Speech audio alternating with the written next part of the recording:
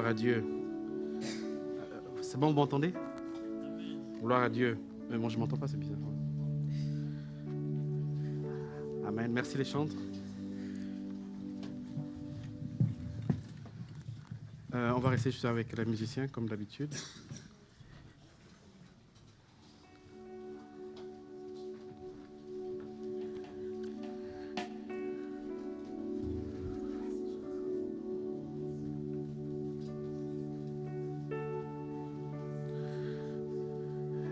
Est-ce qu'on peut le dire ensemble? Je ne suis plus esclave. Je ne suis plus esclave du peur. Je suis enfant. Que toute forme d'esclavage en vous s'arrête. Allez-y, je suis le plus esclave de la peur. Je déclare que je suis enfant. Je suis enfant de Dieu. Je ne suis plus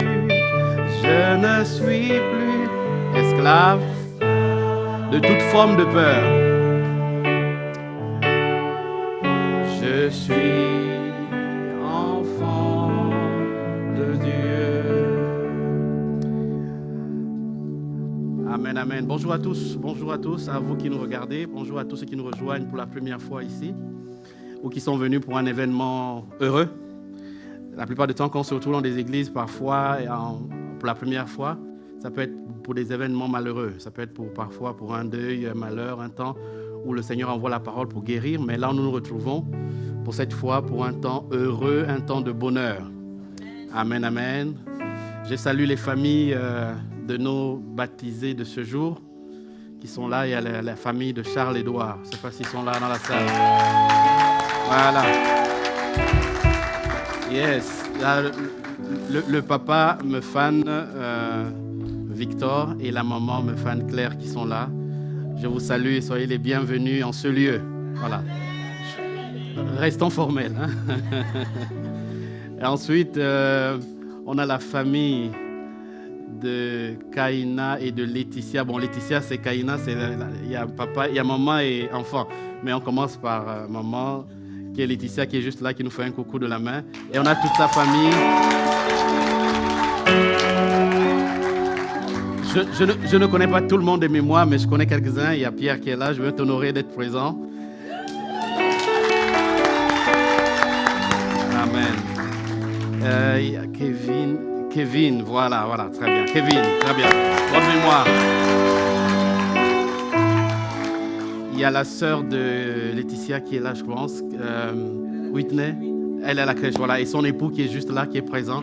Salut, et toute la famille. Il y a la maman de Laetitia qui est là. Ah, elle est là, voilà. Yes. Donc, si je fais encore une autre présentation, il y a le papa de Kaina qui est présent, c'est Pierre. Il y a le frère aîné de Kaina, il faut présenter chacun, c'est Kevin. Bon, en français, je ne sais pas si on dit bel-oncle ou oncle, je ne sais plus comment on dit ça en français. C'est le mari de la tante, c'est comme ça on dit, c'est ça, c'est plus simple. Voilà, c'est plus simple. C'est la tante, c'est ça? Donc c'est l'oncle, je ne sais pas comment on le dit en français, donc je préfère être prudent. Et voilà, je le présente deuxième fois. Là, voilà. Et il y a la grand-mère. Là. Il y a le papy aussi qui est présent. Ah, merci monsieur, voilà. Voilà. C'est la première fois que je le vois, donc soyez la bienvenue en ce lieu. Wow, gloire à Dieu. Et il y a l'une des stars du jour, Stéphanie, qui est présente ici.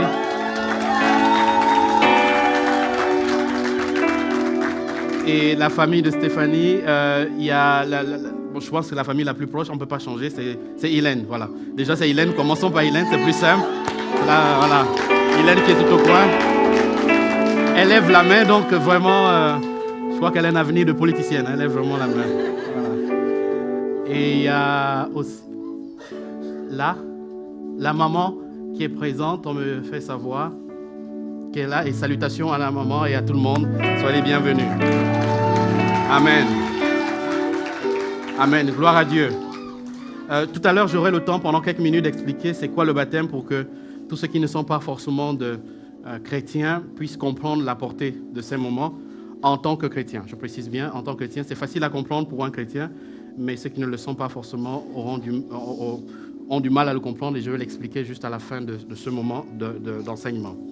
Et comme vous le savez, nous sommes une église et l'église s'appelle Ciel, c'est le logo qui est tout en haut, Église Ciel d'Antony. Ciel veut dire Centre international pour l'évangile et la louange. Donc, nous sommes une église, nous croyons au Saint-Esprit, nous croyons à Jésus, nous croyons à Dieu le Père, nous croyons que Dieu rassemble une famille pour que cette famille puisse louer, adorer le Seigneur Tout-Puissant. Donc, c'est dans ce cadre de culte que nous sommes. Et nous avons commencé il y a quelque temps une série d'enseignements qui s'intitule « Une histoire de famille ». Et ça tombe bien, nous sommes ici rassemblés pour le baptême de nos frères, mais nous sommes aussi rassemblés pour une histoire de famille. Et le baptême, ça rassemble aussi des familles. Et le thème que j'ai utilisé, si vous écoutez bien les prédications, vous allez voir que j'aborde plusieurs titres dans une histoire d'une famille bien spécifique. Et nous avons parlé il y a quelque temps d'une famille. Il y a plusieurs types de familles dans la Bible, mais l'une des familles dont nous avons parlé, c'est la famille de David, du roi David. Je crois que chacun d'entre nous, que vous soyez chrétien ou pas, ont déjà entendu parler d'un prénom David. Mais ce David-là, ce prénom se trouve dans la Bible. Et dans la Bible, cet homme était un roi. C'était un roi qui régnait sur Israël. Israël, c'était un peuple. C'est un peuple, mais dont l'origine est simple. C'est qu'il y avait un homme qui s'appelait Abraham. Abraham a eu 2 enfants. Vous connaissez ces 2 enfants? Vous connaissez les 2 enfants d'Abraham? Qui peut le dire, s'il vous plaît? Oui. Et voilà, il y a des bons lecteurs de la parole de Dieu. Après, Isaac, on va regarder un focus sur la vie d'Isaac. Isaac a eu un enfant aussi à son tour, 2 enfants. C'est qui? Jacob et Ésaü. Et ensuite, Jacob va avoir des enfants. Il va avoir plusieurs. Et parmi ces enfants, il va en avoir 12, essentiellement. Mais ce qui est important, c'est que Jacob va rencontrer à un moment donné l'ange du Seigneur. Et dans cette confrontation, l'ange va lui dire que je change ton nom maintenant. Tu ne t'appelles plus Jacob, tu t'appelles désormais Israël. Et c'est de là que va démarrer une histoire spécifique de tout un peuple. OK? Et dans cette histoire, il y a un homme qui va apparaître à un moment donné, il s'appelle David, c'était un roi, le roi d'Israël. Parce que Jacob, qui est Israël, va avoir plusieurs enfants, une nation et tout un peuple. Et je raconte l'histoire de cette famille. Dans cette famille, on a raconté l'histoire de 3 personnages. Il y avait Absalom, Amnon et Tamar. Les 3 étaient des enfants de David. Et Amnon veut dire fidèle. C'est l'un des enfants. La Bible dit que c'est le fils aîné du roi David. Tamar, quant à elle, c'est une fille dont le nom veut dire palmier. Et le dernier, Abishalom, souvenez-vous que le mot Absalom, en fait, c'est Ab et Salom. Mais ça vient de l'origine de ce nom, c'est Shalom. C'est la raison pour laquelle, quand vous voyez Salomon, le nom Salomon, ça veut dire Shalom. Et ce qui veut dire père de la paix, Absalom, Abishalom. Dans certaines versions plus anciennes, on dit Abishalom. Et lui, il est réputé pour être le 3e fils, mais surtout, c'est l'un des plus beaux d'Israël. Et on va découvrir un peu plus tard dans l'histoire, les semaines d'après, que cet homme avait vraiment une histoire particulière. Alors, l'histoire, on a remarqué, on a expliqué la dernière fois dans 2 Samuel chapitre 11. On a découvert les causes du silence d'Amnon. Il va avoir un drame d'Absalom. Il va avoir un drame dans cette famille. C'est que l'un des frères, donc le frère aîné, va user de subterfuge pour attirer sa sœur Tamar dans sa maison, dans ses appartements, et il va abuser de sa sœur. J'ai parlé en français facile qu'il va violer sa sœur. Et c'est une histoire triste et sombre dans la Bible. Et dans plusieurs livres historiques, on raconte bien cette histoire. Et son frère, il va se terrer dans le silence, Absalom. Parce qu'il va voir que sa sœur, qui est de même mère avec lui, va rentrer comme brisée par la vie. parce qu'un drame s'est produit. Elle ne s'est pas réveillée et puis a découvert ce drame. Non, elle n'avait pas de plan pour ce drame. Elle n'avait pas un projet en allant chez la personne. Ce qui s'est passé simplement, c'est qu'elle allait tout innocemment et quelque chose est tombé sur sa vie. Et c'était dommage, c'était malheureux. Mais on découvre que ce monsieur Absalom, oui, on a violé sa sœur, on a abusé et c'est très grave, c'est très mal. Si vous êtes là, vous devez répondre de vos actes devant la justice si vous l'avez déjà fait. Mais ce qui est important, c'est que Absalom va rester silencieux face à une telle chose. Il ne va pas condamner l'acte, il va rester simplement silencieux dans son coin. Mais on va découvrir dans l'histoire que 2 Samuel 13 va en parler, c'est que cet homme appelé Absalom va nourrir dans son cœur des projets iniques, un projet de meurtre. Il va assassiner son frère aîné. Il va tendre une embuscade à un moment donné, il va s'aimer le mal. Alors là, à partir de cet instant, on va remarquer qu'une série de drames va commencer. Mais cette histoire de famille est une histoire qui est réelle dans nos familles. Peut-être pas dans le même format, mais réelle dans d'autres sens. Parfois, il arrive que mon frère m'ait frustré, ma sœur m'ait frustré, mon père m'ait frustré. Et puis, à un moment donné, parce que j'ai été frustré, je me terre dans un silence. Et on a vu 3 types de silence la dernière fois. On a vu le silence de... Vous vous souvenez ou pas? L'ego. On a vu le silence du ressentiment. Et enfin, on a vu le silence de l'indifférence. Ça veut dire qu'à un moment donné, quelqu'un a eu tellement mal qu'il est indifférent maintenant. Et il se met dans son coin et il estime que, oui, sa douleur est tellement grande qu'il ne peut plus se mélanger aux autres. Nous avons vu cela. Et aujourd'hui, je vais avancer sur quelques points. Les causes, et non les conséquences. Les causes du silence d'Absalom. On a vu 2. La première cause, on a dit, c'est le péché de David. Dans 1 Samuel 11, on raconte une histoire simple de famille. C'est que David était en guerre à ce moment. Et puis, il est resté à la maison, les autres sont allés en guerre. Avec Joab et les autres. Et en allant en guerre, ce qui s'est passé, c'est qu'il va admirer une femme se baigner. Bon, ça, c'est pas une piscine pour se baigner, mais c'est autre chose. Il va admirer une femme se baigner et à un moment donné, il va développer des sentiments iniques envers cette femme qui s'appelle Bathsheba. Et il va commencer à convoiter cette femme, l'inviter dans son palais et coucher avec elle. Mais ce qui s'est passé, c'est que comme la femme l'a annoncé qu'elle était déjà enceinte, lui va nourrir un plan diabolique. Je précise bien, un plan diabolique. Il va découvrir que cette femme est mariée à un homme qui s'appelle Uri. Uri était en guerre. Il va inviter Uri à revenir au palais. Laisser le champ de guerre, revenir au palais. Il va dire non, mais va coucher avec ta sœur, avec ta femme. Va faire ceci, va faire cela, va faire cela. Mais à un moment donné, il va refuser. Et on va découvrir que comme il avait refusé, le roi va lui donner une lettre. Il va être porteur dans sa lettre de sa sentence à lui. Il va aller au front et plus tard, il va être tué. Le prophète Nathan arrive devant ce monsieur appelé David. Il raconte une toute histoire en disant qu'il y avait 2 hommes dans la ville, un riche et l'autre pauvre, mais les 2 avaient des brebis. Le pauvre avait une seule brebis et le riche en avait plusieurs. Waouh, quelle histoire! Et il va dire, mais attention, faisons les choses doucement. Il arrive qu'un soir, un homme est venu dîner chez eux et le riche, au lieu de prendre toutes ses brebis, ou une de ses brebis, une de ses nombreuses brebis, il va aller prendre la seule brebis qui appartient à l'homme pauvre. Va la tuer et faire un mets avec. Et il dit,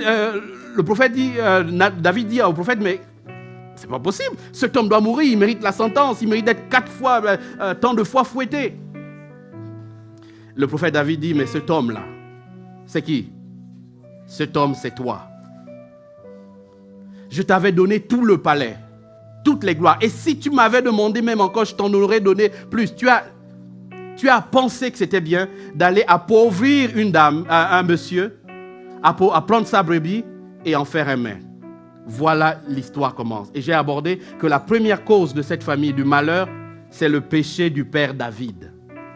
J'ai découvert une chose dans la vie, c'est que la plupart du temps, le péché du père a des répercussions sur les enfants. C'est comme si le père en lui avait comme une autorité, même s'il ne parle pas, même s'il est muet, même s'il est handicapé de la vie. Mais le fait que sa sémence à lui a produit des enfants, ce qu'il a fait dans le passé peut avoir des répercussions sur les enfants. Que les enfants le veuillent ou pas. La preuve, c'est que quand on parle du pouvoir de l'ADN, quand un père est chauve ou un père est ceci ou un père a tel trait de caractère, même si le père est décédé, quand on regarde l'enfant, on verra que plus tard, et un parent dira, mais j'ai l'impression que tu ressembles à ton père. Tu as tel trait de caractère de ton père. C'est impressionnant. Alors que l'enfant, même quand il est né, son père était déjà décédé. Mais le pouvoir de l'ADN transmet des informations à la génération suivante. Et on a découvert que dans le monde spirituel, dans le monde chrétien ou dans le monde autre que le monde humain, on découvre que, en dehors de transmettre l'ADN, l'homme a le pouvoir de transmettre les mauvais gènes à l'enfant. Spirituel. Et j'ai parlé de la responsabilité des pères. David dit, si on peut afficher le verset, le prophète dit dans 2 Samuel 11, verset 9. Et on va le lire ensemble. 2 Samuel 11, verset 9.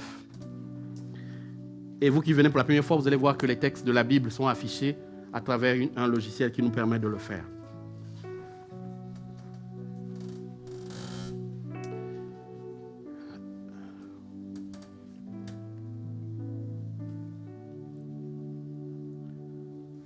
« 2 Samuel... » C'est le verset 11 là?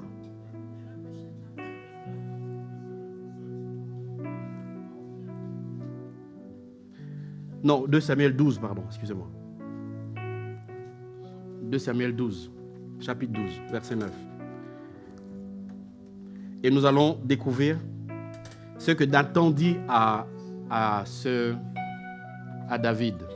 Il dit, pourquoi donc as-tu méprisé la parole de l'Éternel en faisant ce qui est mal à ses yeux? Mais David a juste regardé une femme de l'extérieur de sa fenêtre. Il dit, tu as frappé de l'épée Uri le Héthien. Tu as pris sa femme pour en faire ta femme. Et lui, tu l'as tué par l'épée des fils d'Ammon. Le verset 10, s'il vous plaît. Et voici la sentence qui est tombée. Maintenant, comme tu as commis ce péché, en tant qu'homme marié, tu allais prendre une femme qui n'était pas à toi. Et tu as fait tuer son mari. Maintenant, l'épée ne s'éloignera jamais de ta maison. Parce que tu as méprisé, parce que tu m'as méprisé et parce que tu as pris la femme d'Uri le Héthien pour en faire ta femme. Le verset 11. Ainsi parle l'Éternel. Voici, je vais faire sortir de ta maison le malheur contre toi. Et je vais prendre sous tes yeux tes propres femmes pour les donner à un autre qui couchera avec elles à la vue de ce soleil. Quelle sentence! Car tu as agi en secret et moi, je ferai cela en présence de tout Israël à la face du soleil. C'est grave cette histoire. C'est grave cette histoire. Et on a découvert que être père, ce n'est pas juste mettre au monde des enfants, c'est aussi transmettre un historique. Être père, c'est transmettre des valeurs, certes. Mais parfois, ce que Absalom commet, on se rend compte, mais l'origine vient de là. La deuxième chose, on a vu que l'un des problèmes aussi qui a causé cela, c'est le manque de la crainte de Dieu, du père et des fils. Le père n'a pas craint Dieu à un moment donné, il n'a pas transmis certainement cette valeur aux enfants. Les enfants aussi sont entrés dans une forme, dans une série de péchés. Alors, bien-aimés, aujourd'hui, à vous tous qui êtes présents, je pense que quand on est père, on a une responsabilité. Je dirais mieux, quand on a une autorité sur des gens, on a une responsabilité vis-à-vis d'eux. Qu'on soit père au sens masculin ou que l'on le soit au sens général du terme homme-femme, on a une responsabilité de transmettre un ADN sain. On a une responsabilité de travailler sur nos valeurs, travailler sur ce que nous faisons parce que nos enfants vont hériter de cela, qu'ils le veuillent ou non. Dès qu'ils sont sortis du ventre de leur mère à la naissance, ça y est, ils ont un héritage. Alors la responsabilité des pères, c'est de travailler sur la qualité de l'héritage.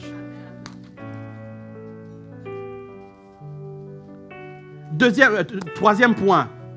Ce qui a causé ce problème dans la famille, c'est l'inceste, le viol et le déshonneur d'une femme. Elle s'appelle Tamar, elle n'a rien demandé, elle a obéi au fait que le père a dit, mais ton frère est malade, semble-t-il malade, va l'aider, va faire à manger. Elle est allée, elle est venue, elle a fait ceci, cela. Et j'aimerais le dire aussi différemment, à chacun de nous ici présents. L'inceste, c'est un péché. C'est le fait d'aller vers une personne qui a le même ADN que toi, le même sang que toi. C'est un péché. Quel que soit le milieu dans lequel nous sommes, ça reste un péché.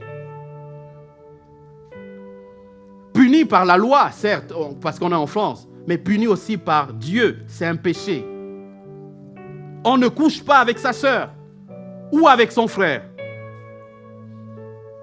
Deuxièmement, dans ce point, on a remarqué que le problème dans cette famille, c'est qu'il y a eu un viol. Ça veut dire que quelqu'un a délibérément choisi de faire du mal à sa sœur. Le viol est un péché, soyons clairs là-dessus. Parce que quel que soit le format que l'on peut mettre derrière, qu'ils étaient que des enfants, ils étaient mineurs, ils étaient inconscients, quel que soit le niveau d'inconscience, le péché reste le péché. Péché, ça veut dire mal aux yeux de Dieu. C'est mal de violer quelqu'un. C'est mal de déshonorer. Pourquoi? Parce que c'est un péché d'abord. Et parce que les conséquences derrière l'acte détruisent une personne. Et quand on remarque le texte, ça détruit Tamar. Souvenez-vous que vous ne connaissez pas l'histoire de Tamar après. Parce que son histoire s'est arrêtée avec le viol. Le viol détruit une femme, détruit un homme. C'est un péché. Et si dans la salle ou pendant que tu regardes cette vidéo, de là où tu peux te trouver, si tu l'as commis, il faut te repentir et accepter que tu sois dénoncé à la police. Parce que c'est un péché. C'est quoi le viol? C'est aller avec quelqu'un contre sa volonté. Ça veut dire que vous soyez marié, pas marié, amoureux, pas amoureux. Lorsque vous brisez l'intimité de quelqu'un à votre profit, c'est le viol. Vous avez fait passer vos désirs charnels, vos pulsions par rapport à l'envie de la personne, au désir de la personne. C'est un viol. Et le viol va détruire la personnalité de quelqu'un.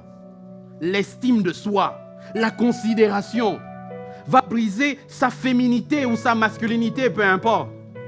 Ça va briser et détruire quelqu'un. On s'est rendu compte qu'ici, dès que Tamar a été violée, elle est allée dans les bras de son frère Absalom, elle a pleuré. La Bible dit qu'elle a été délogée. Elle n'était plus dans les appartements des princesses. Elle a quitté ce beau lieu pour aller loger chez son frère jusqu'au jour où elle est morte. On a découvert que dans cette histoire de famille, on ne viole pas des gens. Et si c'est arrivé à quelqu'un d'entre nous, Dieu peut guérir parce que c'est après coup que tu l'as vécu. Dieu peut restaurer quelqu'un. Mais le problème aujourd'hui, c'est que parfois, dans les relations que l'on veut bâtir, que ce soit de mariage, d'amitié, on se rend compte que dans le fond des gens, ils ont été violés, sexuellement parlant. Et parfois, quand ils se marient avec quelqu'un, on se rend compte que les problèmes qui ont, semble-t-il, été réglés remontent à la surface et ça crée d'autres blessures. On ne viole pas une personne. Ce qui est bien que la parole de Dieu, c'est que la parole de Dieu a de l'effet dès que tu l'entends. Dès que tu l'entends, arrête. Prends une décision ferme d'arrêter. 2 Samuel 13, verset 20. J'aime bien cette parole, mais qui est très mauvaise. Je ne conseille jamais de le dire à quelqu'un. 2 Samuel 13, verset 20. Et je vais le lire dans la version que nous avons lue second, mais dans une autre version aussi pour que vous compreniez la puissance des mots. 2 Samuel 13, le verset 20.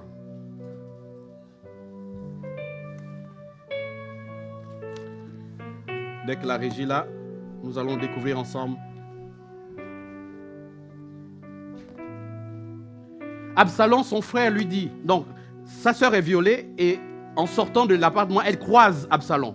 Et Absalom, son frère, lui dit, Amnon, ton frère a-t-il été avec toi? Maintenant, ma sœur, tais-toi. C'est ton frère, ne prends pas cette affaire trop à cœur. Ne prends pas cette affaire trop à cœur. Non, il faut la prendre à cœur. Une autre version dit, maintenant ma sœur, garde le silence, il est ton frère. Ne prends pas trop de cette chose à cœur. Non, lorsqu'on a brisé mon intimité, on a violé mon intimité, il faut le dénoncer. Il ne faut pas garder. Ne garde pas silence. Parce que ce silence que tu gardes est tel un venin d'un serpent qui est dans ton corps. Tôt ou tard, ça va arriver au cœur et va faire arrêter le cœur de fonctionner. Il faut parler. Je n'aime pas ce conseil. Parce que ce conseil est contre l'éducation qu'on doit donner aux enfants dès maintenant. Que si quelqu'un t'a fait du mal, dénonce. Cette histoire nous apprend qu'il y a des choses dans nos familles que l'on ne dénonce pas suffisamment. On s'habitue avec. Une femme parle mal à son mari, on s'habitue avec. Un homme déshonore sa femme, on s'habitue avec. Et après, dans notre pays, la France, on parle de féminicide, c'est ça? C'est le bon mot?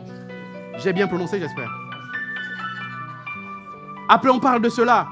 Mais ce que j'aimerais dire à cette femme, c'est que dès le jour où les premiers coups ont commencé, dénonce. Dès le premier jour où les paroles ont semblé être violentes, dénonce. Il y a des choses qu'on arrête qu'en dénonçant. Je ne vous demande pas ici de me dire que bon, oui, mon mari m'a tapé, je vais aller dans la chambre et je vais prier Dieu. Laisse Dieu tranquille. Va dénoncer d'abord. Mon mari a abusé de moi, etc. Oui, je vais d'abord aller voir le pasteur. Laisse le pasteur tranquille. Va voir la police. Va dénoncer. C'est la première chose. Mais je veux parler aussi des maris abusés. Ça existe ou pas? Bon. Mais je ne connais pas bien le mot. C'est hominicide, c'est ça, non? C'est pas ça, ça n'existe pas. Ça existe. Bon, si vous pouvez rechercher sur Google, parce que moi je ne connais pas, donc... Ah, chère dame, toi qui torpilles ton mari, c'est aussi un péché. Qui l'humilie et qui enlève son honneur d'homme dans la maison. Sous prétexte que tu as une bonne conception de Dieu. C'est faux. La Bible dit que mari aimé et la femme doit faire quoi? Soumise. Les deux vont de pair. Je t'aime, tu te soumets à moi. Les deux vont de pair. Soumission ne veut pas dire que je suis lié et que je viens, tu dois me frapper, je dois te dire Amen. Non. C'est pas cela. C'est comme quand la Bible dit honore ton père et ta mère. Attention. Selon le Seigneur, il faut toujours continuer. Mon père me dit prends du poison et bois. Ah oui, la Bible dit honore ton père et ta mère, c'est joli, c'est beau. Non, c'est pas vrai. Il faut que l'honneur donné au père soit pour fondement les valeurs de Dieu. Parce que là aussi, on a des abus. Je suis pasteur, je connais un peu l'histoire des gens. On a beaucoup d'abus. Que parce que je suis père, j'ai le droit de te parler avec mépris. Non, pas parce que je suis père que je dois parler à mon enfant avec mépris. Et exiger que l'enfant ait du respect vis-à-vis de moi. Ça, c'est une histoire de famille.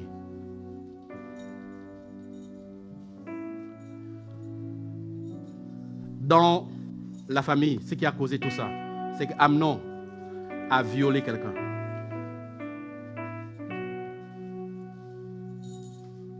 Et quatrième point, on a remarqué que la souffrance visible de Tamar, son frère avait remarqué que sa sœur souffrait vraiment. Mais pourquoi tu t'es tué, Absalom? Parce que Absalom avait à ses côtés la souffrance personnifiée. C'est-à-dire qu'à chaque fois qu'il voyait Tamar, il voyait que la douleur, le mal. La Bible dit que parmi dans le palais, Tamar avait une beauté que quand tu passes devant elle, tu ne pouvais pas rester insensible à sa prestance. Alors il a vu sa sœur qui était belle, avec qui il a grandi, commencer à dépérir parce que c'était trop compliqué. Ce que Amnon a fait, il a détruit l'avenir de sa sœur. Pourquoi le silence?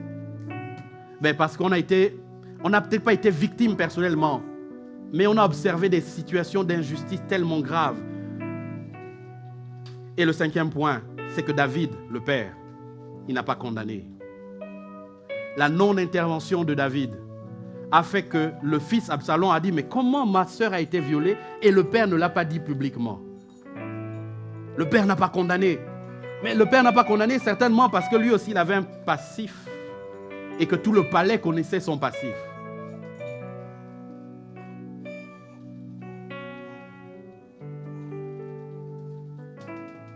Pourquoi David n'a pas intervenu? Certainement à cause de son péché, certainement à cause de la parole du jugement. Mais certainement aussi par son amour pour son fils Absalom. La Bible dit que David aima Absalom. Ah, David avait un amour pour Absalom. Père, mère, as-tu un enfant qui est parfois dysfonctionnel, mais pour qui tu as un amour très, très marqué pour lui? Et parfois, tu tolères plus facilement les bêtises de cette personne que les bêtises des autres.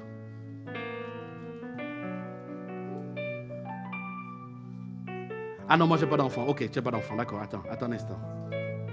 Est-ce que tu as le souvenir que dans ta maison, dans la maison de laquelle tu as grandi, on était plus sévère avec toi qu'avec un autre? Non, là, soyons maintenant... Tu n'as pas d'enfant, je comprends, je respecte. Maintenant, revois-toi il y a un peu quelques années en arrière. Est-ce que tu avais l'impression que non, quand c'est moi qui fais mal, oh, la sentence est dans tout le palais de ma ville. Tout l'immeuble connaît que là, il a fait encore ça. Mais quand c'est, je ne vais pas citer le nom des contemporains, quand c'est l'autre, oh, c'est un peu atténué. Qui a déjà, non, on te donne qui a déjà vécu ce sentiment-là une fois dans sa vie? Une seule fois, juste une seule fois dans ta vie. Tu vois, ce sentiment-là, c'est de celui-là dont on parle. Que le père n'a pas suffisamment corrigé. Il devait, moi en tant que père, j'aurais peut-être corrigé Amnon d'abord, celui qui a commis l'erreur. Mais dès que la fille a parlé, parce que la Bible dit que David a été au courant de l'histoire, il était juste un peu irrité.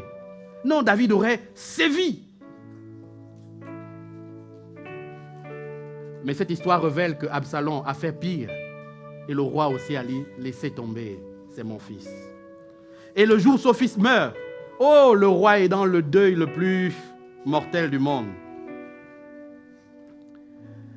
Et sur cette partie, j'aimerais parler des fils préférés. Avez-vous un fils préféré? Ah non, pasteur, moi je n'ai qu'un enfant. Non, c'est normal, c'est le seul. C'est logique. Et lorsque tu en auras 2, souviens-toi de cette parole. Que le fils préféré, plus tu manifestes vers lui un amour démesuré, moins tu ne corriges ses erreurs. Et plus ça amène à commettre des problèmes dans la famille. On a découvert aussi une histoire dans cette partie une leçon. C'est que le fils Absalom a fait du mal au fils aîné de la famille. Et cette histoire de meurtre a détruit la famille. Peut-être tu ne tueras pas ton frère. En tout cas, je ne te le conseille pas. Et si tu le fais, c'est la prison, peut-être même 20 ans, 30 ans et à vie. Ce n'est pas bien de le faire, c'est un péché. Mais cette histoire montre aussi que parfois on ne tue pas son frère physiquement. Parfois tu l'as déjà tué dans ton cœur. Parce que dans ton cœur, maman préfère plus X que moi. Mais j'ai déjà trop dit à maman, j'ai déjà trop expliqué, voilà, désormais, s'il fait quelque chose, moi-même je vais traiter avec lui.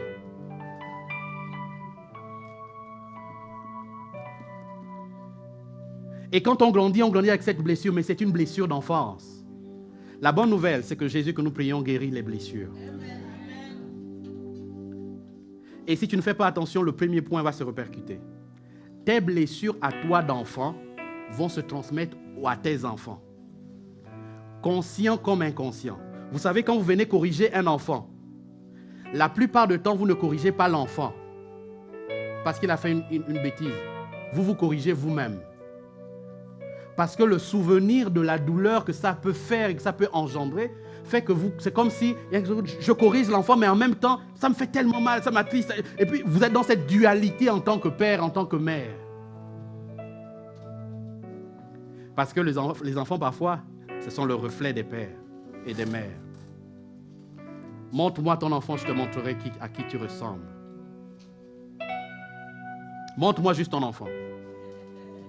Et je te montrerai une copie de toi. Et de moi-même. Parce que j'en ai. Et les 3 derniers points. Pourquoi il n'a pas réagi? Parce qu'en Israël, il y a le principe du droit d'aînesse. Et le droit d'aînesse, c'est le droit au trône. Et dans cette histoire, ça révèle que Absalom ne pouvait rien faire vraiment contre son frère Amnon. Parce qu'il était plus âgé que lui. Et que si le père David mourait, dans la loi d'Israël, c'était Amnon qui prenait le relais. Et cette partie de l'histoire montre aussi que, attention, quand tu es fils aîné, il y a des choses qu'on ne fait pas parce que tu ouvres une porte aux autres. En tant que fils aîné, il y a des choses pour lesquelles je ne te conseillerais pas de faire. Même si tu es libre de faire ce que tu veux et d'en subir les conséquences. Le 7e point,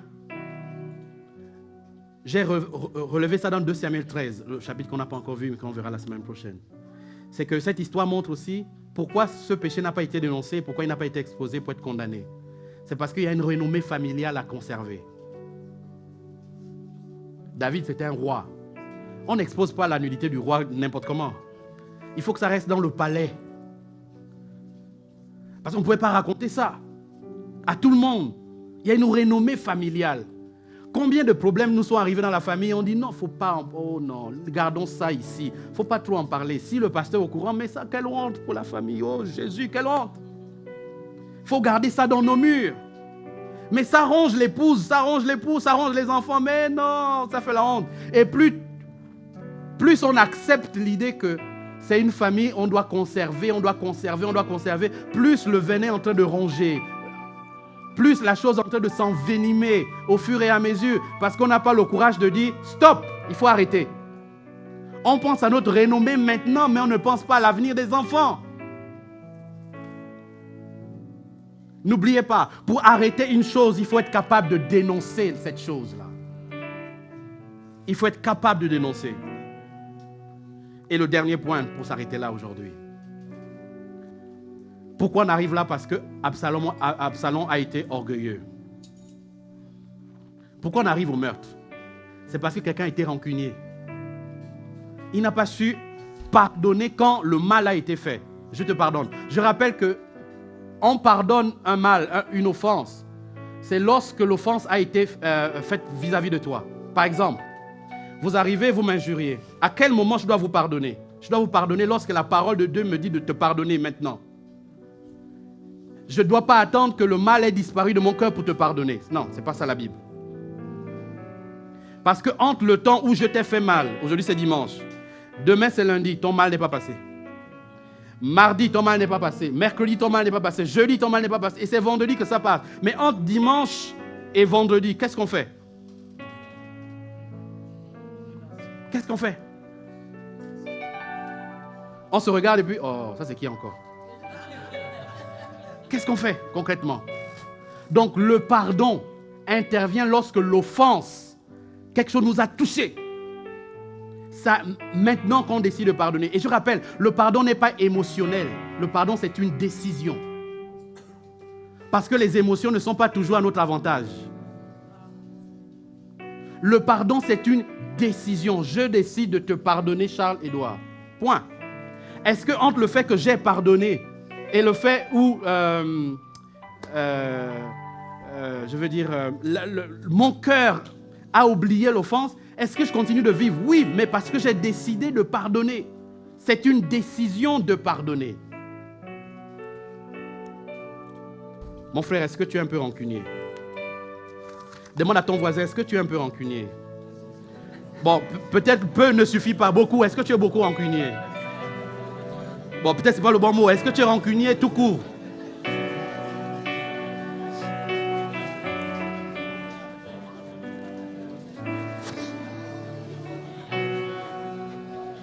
Cette histoire montre bien qu'il faut pardonner. Faut pardonner, faut pardonner. Et je n'ai pas d'autre choix que de te pardonner. Pour qu'on puisse avancer, il faut... Répétez après moi. Pour que l'on puisse avancer, il faut... Pardonner. Pardonne à ton frère, pardonne à ta mère, à ton père, à ton oncle. Pardonne. Maintenant, si quelqu'un a été violé, il doit pardonner la personne qui l'a violé, qui l'a fait du mal. Tu dois pardonner. Ça ne veut pas dire qu'il doit pas aller en prison. Non, ça veut dire que tu pardonnes la faute. Parce que pardonne ne libère pas l'autre du mal. Ça te libère toi de la douleur. Pardonner quelqu'un n'a jamais libéré la personne. Parfois, regardez, quelqu'un vous a déjà fait mal, vraiment fait mal. Hein? Et quelques jours plus tard, vous le croisez, il y fait la vie. Il est en paix. Vous n'avez jamais remarqué ça? Non, il conduit sa voiture, il passe... il est en paix, il descend les vitres et le vent c'est tout. Alors qu'il t'a fait mal et toi à qui le tort a été fait, tu es là, tu souffres. Mais c'est pas possible. Tu souhaites même que ce qu'il t'a fait, qu'il le vive 10 fois. Mais parfois le bon Dieu le fait vivre. Il vit, il est content, il est heureux. Pourquoi? Parce que le pardon ne libère pas l'autre, ça te libère toi. De la rancune et de toutes les maladies naturelles qui vont avec. Tous les cancers de la vie. C'est ça, pardonner. Ma femme m'a trompé, est-ce que je dois pardonner? Oui, je pardonne. Le pardon, c'est le pardon.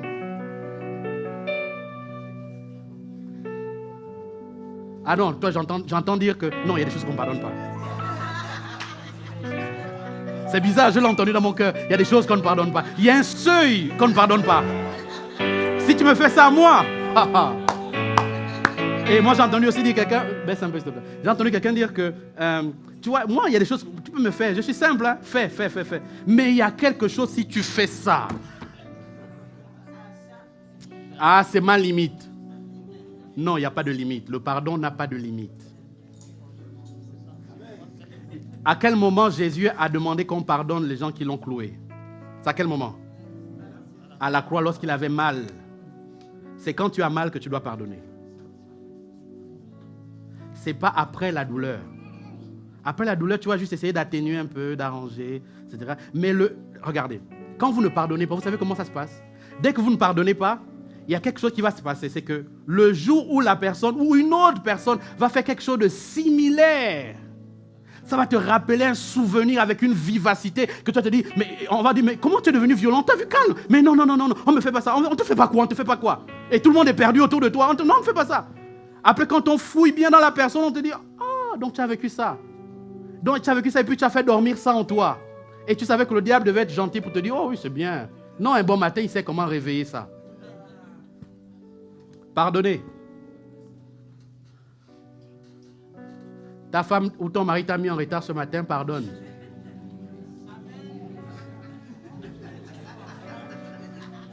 Pardonne.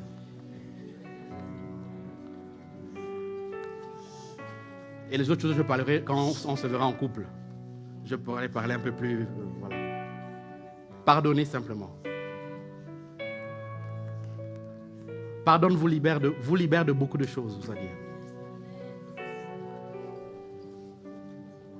Vous pouvez, et je termine par cet exemple, quelqu'un vous a trompé dans une relation amoureuse. Bon, ça arrive, ok.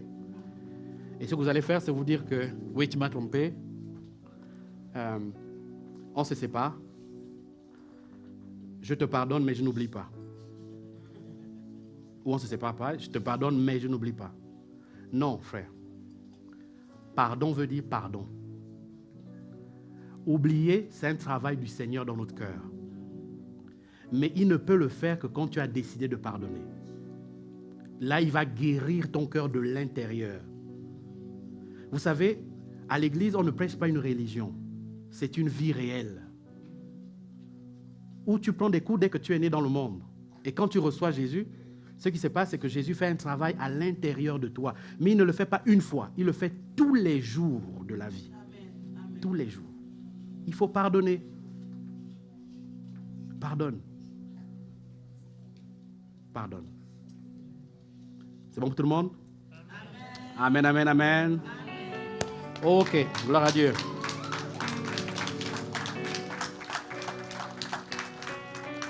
Alors aujourd'hui, c'est une journée spéciale parce qu'il y aura une séance de baptême. Et pourquoi on baptise les gens? Je vais juste expliquer avant de laisser les autres équipes faire le travail derrière. Est-ce qu'on peut afficher Marc 16, 16? Vous pouvez le lire sur les t-shirts de nos frères. Le mot baptême, quand on parle de baptême, écoutez bien ce que ça veut dire. Et ça, vous pouvez rechercher ça normalement même sur Google, vous pouvez le rechercher, ou dans d'autres plateformes de recherche. C'est un mot grec qui dit baptizen, qui veut dire plonger ou immerger. Quand on baptise quelqu'un, quand on parle de baptême, le principe biblique du baptême, quel que soit où vous priez, le principe biblique, baptême veut dire plonger. Et plonger, ça représente la mort à ton ancienne vie et une résurrection à une vie nouvelle. Nous ne croyons pas bibliquement, et je peux le démontrer bibliquement, mais ce n'est pas le but du jour. On peut en discuter après. On ne baptise pas ceux qui viennent de naître. Parce que Marc 16, 16 dit, « Celui qui croira et qui sera baptisé sera sauvé. » Pour baptiser quelqu'un, il faut qu'il croie.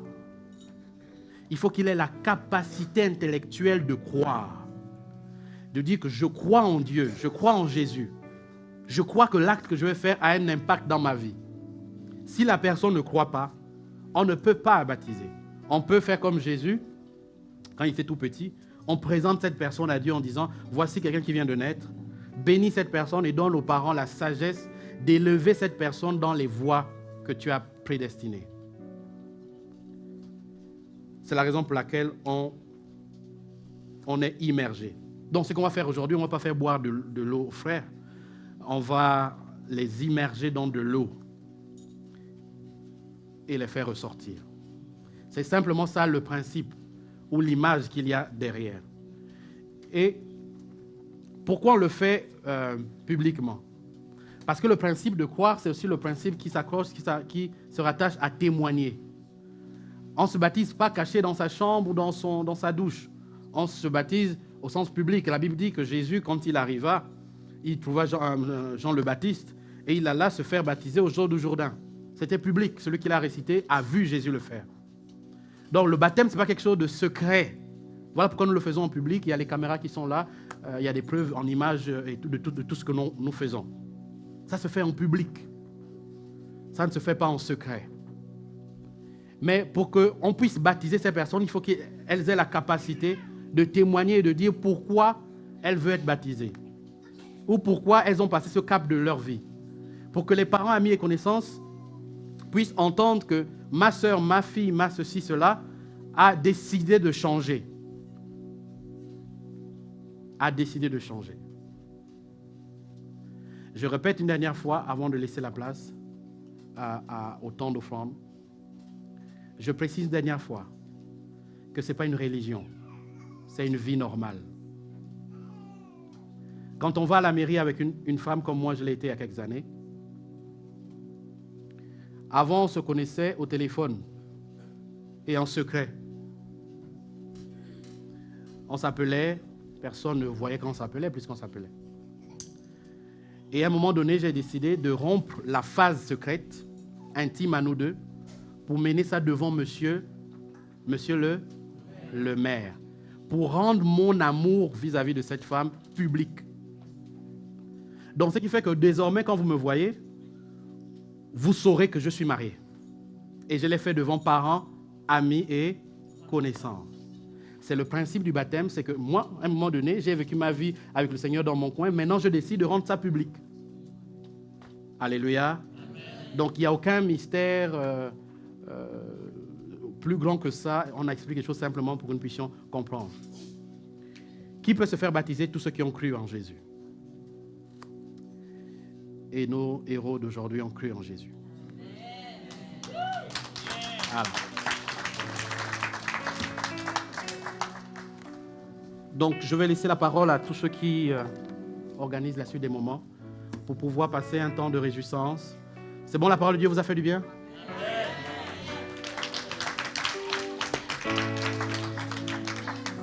Alors, je vais te demander juste de te tenir debout pendant 1 minute. Tiens-toi debout, il n'y a rien de spécifique. Tiens-toi juste debout et essaye de regarder à celui qui est plus proche de toi. Et tu vas donner cette parole neutre. S'il y a une personne à qui tu dois pardonner, pardonne. Encourage la personne à côté de toi. Il y a quelqu'un que tu dois pardonner aujourd'hui, pardonne. Ça fait mal, mais pardonne. Ok? Donne cette parole d'encouragement à quelqu'un autour de toi. Donne cette parole.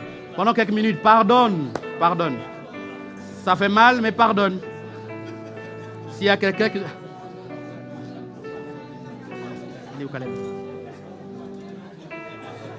Pardonne simplement. Ne garde pas contre toi. Ne souffre pas cadeau.